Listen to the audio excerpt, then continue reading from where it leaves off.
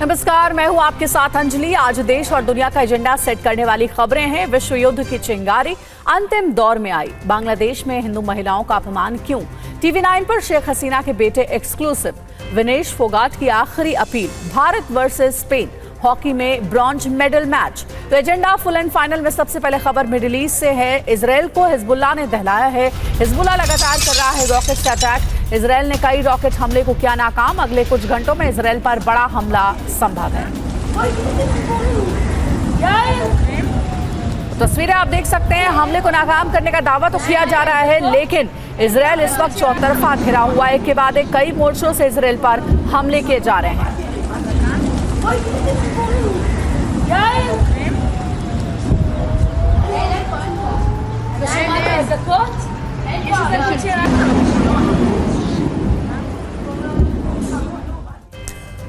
और वहीं लेबनान से बड़ी खबर है। लेबनान के जवाया में इजरायल की तरफ से स्ट्राइक को अंजाम दिया गया।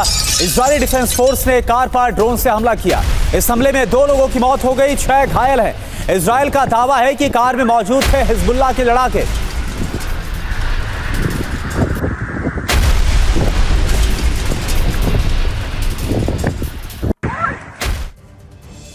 दक्षिणी लेबनान के कफर में इजरायल का हमला। इजरायली वायुसेना ने हिजबुल्लाह के ठिकानों पर हमला किया है। हमले में हिजबुल्लाह के कई लड़ाकों की मौत भी हो गई है।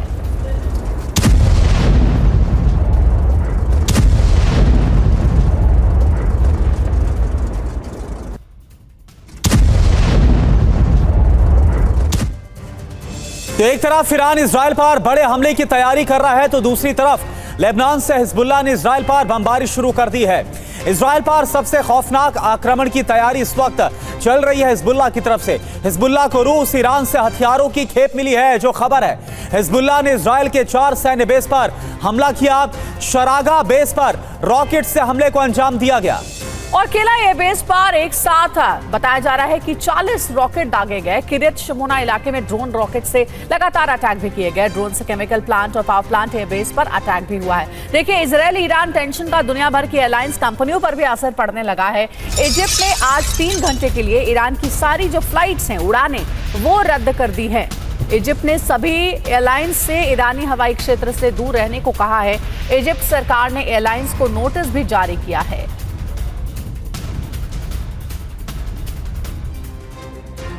तो मिडिल ईस्ट में विश्व युद्ध की चिंगारी भड़क गई है। कभी भी इजरायल और ईरान के बीच जंग हो सकती है। विश्व युद्ध की चिंगारी अंतिम दौर में आ गई है। कैसे, आप जानिए। इजरायल ईरान के बीच जंग की आहट अब साफ तौर पर सुनाई दे रही है। कई देशों ने एयरलाइंस को अलर्ट कर दिया है। इजिप्ट ने ईरान की सारी जो उड़ानें उनको रद्द कर दिया है। 3 घंटे के लिए ईरानी हवाई क्षेत्र से दूर रहने के लिए कहा गया है। इजरायल और लेबनान की भी सारी उड़ानों को रद्द करने का फैसला किया गया है। अमेरिका ने इजरायल को बड़े हमले के लिए अलर्ट कर दिया है। ईरान लॉन्ग रेंज मिसाइल से इजरायल पर हमला करेगा, अमेरिका की तरफ से चेताया गया है। इजरायल ने 48 घंटे के लिए अलर्ट को जारी भी कर दिया है। और इसके अलावा खबर है कि इजरायल ने अपने नागरिकों को सुरक्षित जगहों पर जाने के लिए एडवाइस किया है। ईरान ने अपना एयर स्पेस भी बंद कर दिया है। और इस बीच एक बड़ी खबर आपको दे दे। बांग्लादेश बॉर्डर से भारत में घुसपैठ की कोशिश नाकाम की गई है। बीएसएफ ने 600 बांग्लादेशी को अवैध घुसपैठ करने से रोका है। पश्चिम बंगाल के मानिकगंज बॉर्डर से भारत में दाखिल हो रहे थे सभी। बांग्लादेश में तख्तापलट के बाद लगातार हो रही घुसपैठ की कोशिश। और साथ ही बांग्लादेश में रिटायर्ड आर्मी अफसर के घर पर अटैक हुआ है। बीएनपी जमात द्वारा मेरा घर जलाया गया, ये मोहम्मद अली ने कहा है। देखिए किस तरीके से हिंदुओं के घरों को खास करके जलाया जा रहा है। बांग्लादेश में रिटायर्ड आर्मी के ऑफिसर हैं, उनके घर पर भी हमला हुआ है। बीएनपी जमात ने उनके घर को जलाया है। खुद मोहम्मद अली ने इस बात की जानकारी दी है। ये देखिए एक्सक्लूसिव तस्वीर आपको दिखा रहे कैसे घरों को जलाया जा रहा है। और बांग्लादेश में इस वक्त स्थिति बेलगाम है। हिंसा जारी है। हिंदुओं को प्रताड़ित किया जा रहा है। मंदिरों में भी आग लगा दी जा रही है। देखिए ऐसे ही घरों को आग के हवाले कर दिया जा रहा है। तोड़फोड़ हो रही है। बांग्लादेश में इस वक्त हिंदू खुद को असुरक्षित महसूस कर रहे हैं।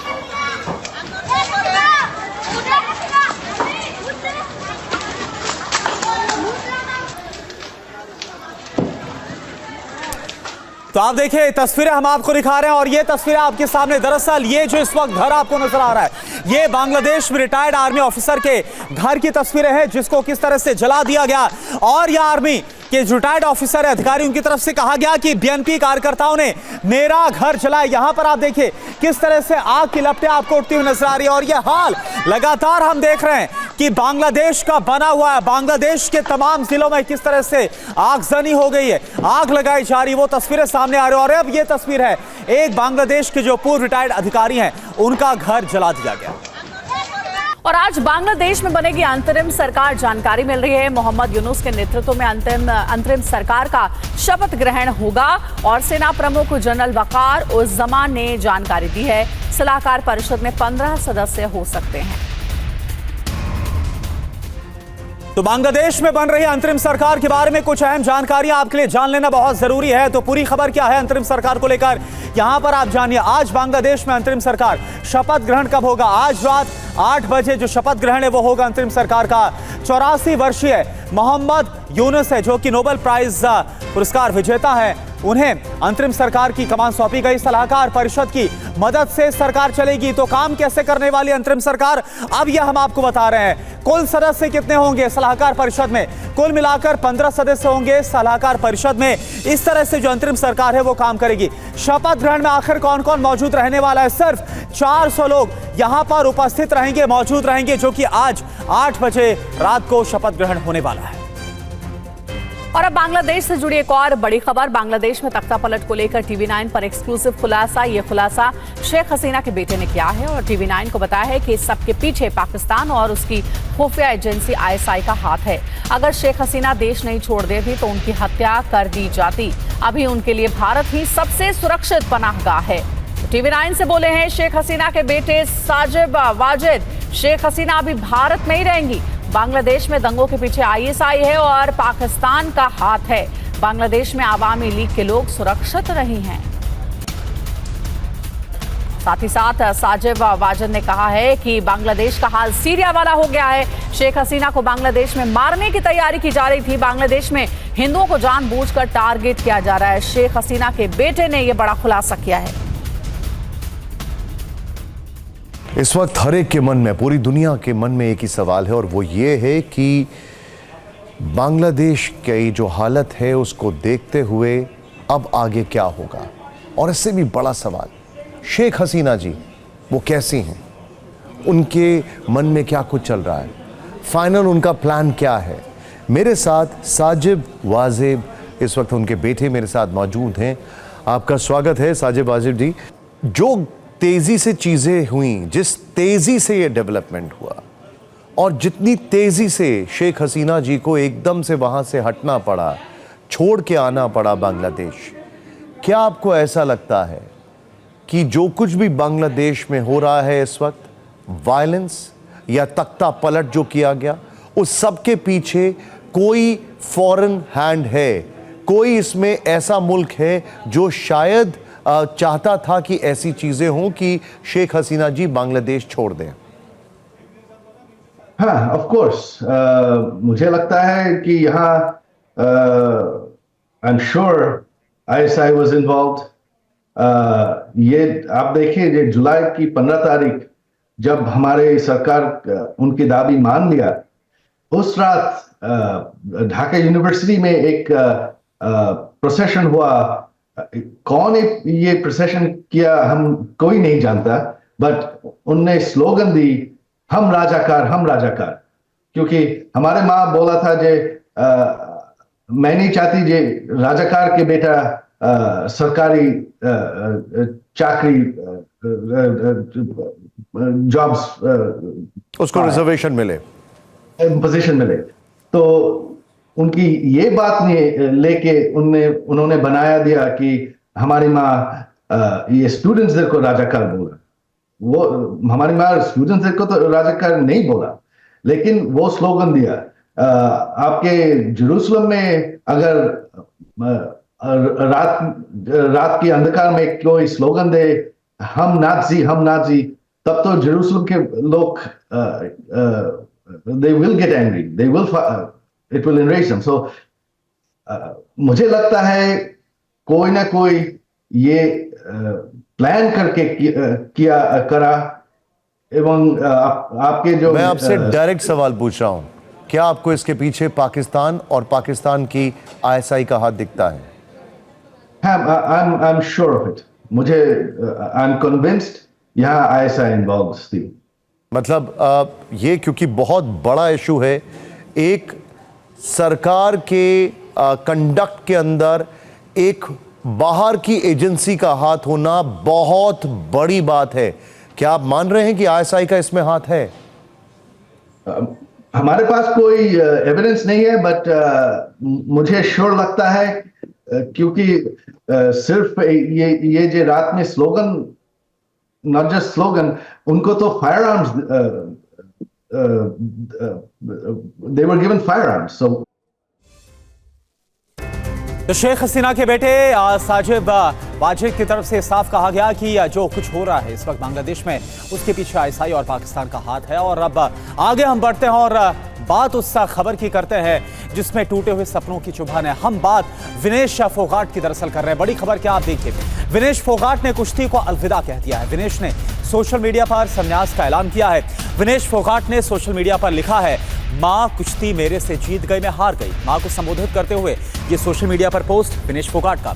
माफ करना, आपका सपना टूट चुका है।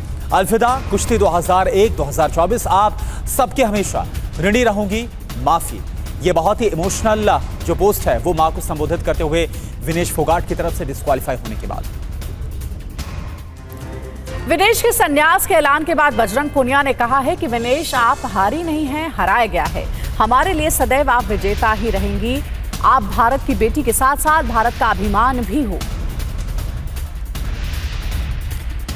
और विनेश फोगाट को लेकर एक और बड़ी खबर है। विनेश फोगाट ने डिस्क्वालिफिकेशन के खिलाफ अपील दायर की है। Court of arbitration for sports में देर रात ये अपील दायर की गई है। विनेश फोगाट बोली है, मुझे सिल्वर मेडल दिया जाए। Court of arbitration for sports आज इस पर अपना फैसला भी सुनाएगा।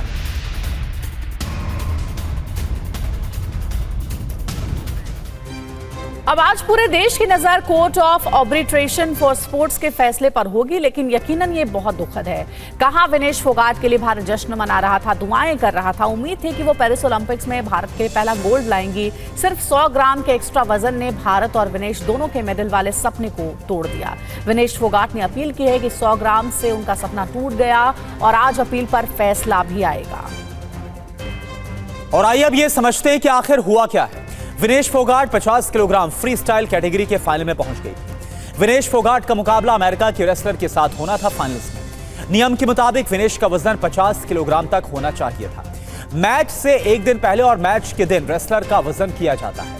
पहले दिन वजन ज्यादा होने पर दूसरे दिन तय सीमा तक करना बहुत जरूरी होता है। एक दिन पहले विनेश फोगाट का जो वजन है 52 किलोग्राम हुआ, यानी कि 2 किलोग्राम ज्यादा सामने आया।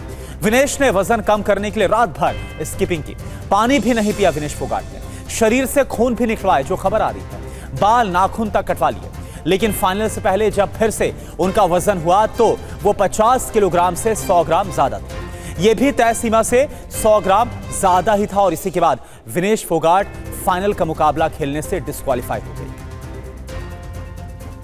वक्फ बोर्ड से जुड़ी बड़ी खबर है। आज वक्फ एक्ट संशोधन बिल संसद में पेश होगा। एक साथ लोकसभा में लाए जाएंगे 2 बिल। वक्फ कानून 1923 को खत्म किया जाएगा। सूत्रों के हवाले से जानकारी है, वक्फ एक्ट 1995 में महत्वपूर्ण संशोधन होगा।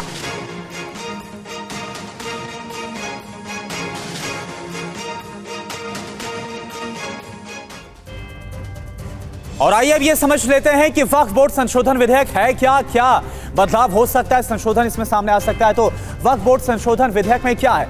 वक्फ बोर्ड एक्ट में बदलाव को लेकर विधेयक लाने की जो तैयारी है वो सरकार की। सरकार वक्फ से जुड़े 2 बिल संसद में लाएगी, जो सरकार की तरफ से तैयारी है, जो खबर हमारे पास सामने आ रही है। अब इसमें और क्या है, पहले बिल के जरिए वक्फ कानून 1923 को समाप्त किया जाएगा, जो खबर मिल रही है, और दूसरे बिल के जरिए वक्फ कानून 1995 में जो महत्वपूर्ण संशोधन है उसको किया जाएगा।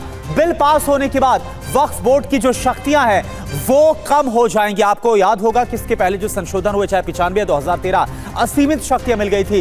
बोर्ड में महिलाओं की भागीदारी भी सुनिश्चित की जाएगी संशोधन के जरिए। और क्या है इसके अलावा जानकारी, वक्फ की संपत्ति को 6 महीने के अंदर पोर्टल पर डालना भी होगा। वक्फ कानून के चेयरपर्सन अल्पसंख्यक मामलों के मंत्री होंगे। ये भी एक जो बड़ा जो संशोधन है वो इसमें किया जा रहा है, जो सरकार की तरफ से बिल लाया जा रहा है।